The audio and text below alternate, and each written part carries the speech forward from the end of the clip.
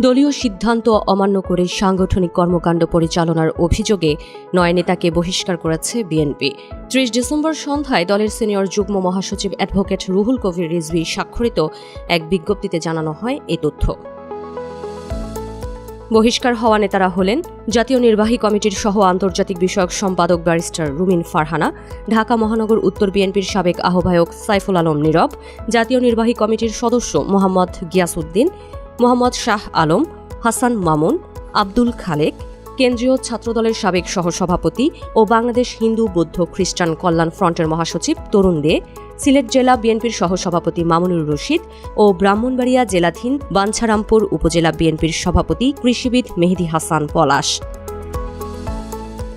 বিজ্ঞপ্তিতে বলা হয়, এই 9 নেতার বিএনপির প্রাথমিক সদস্য সহ সব পর্যায়ের পদ থেকে বহিষ্কার করা হয়েছে স্থায়ীভাবে। আসন্ন জাতীয় সংসদ নির্বাচনে ব্রাহ্মণবাড়িয়া 2 আসনটি শরিক দল জমিয়তে উলামায়ে ইসলামকে ছেড়ে দিয়েছে বিএনপি। এই আসনে বিএনপি নেতৃত্বাধীন জোটের মনোনয়ন পেয়েছেন জমিয়তের সহসভাপতি মাওলানা জুনায়েদ আল হাবিব। এই আসনে বিএনপির মনোনয়ন প্রত্যাশী ছিলেন সংরক্ষিত আসনের সাবেক সংসদ সদস্য ও দলটির আন্তর্জাতিক বিষয়ক সহ সম্পাদক ব্যারিস্টার রুমিন ফারহানা। তবে মনোনয়ন না পেলেও স্বতন্ত্র প্রার্থী হিসেবে নির্বাচনে প্রতিদ্বন্দ্বিতা করার ঘোষণা দিয়েছেন তিনি।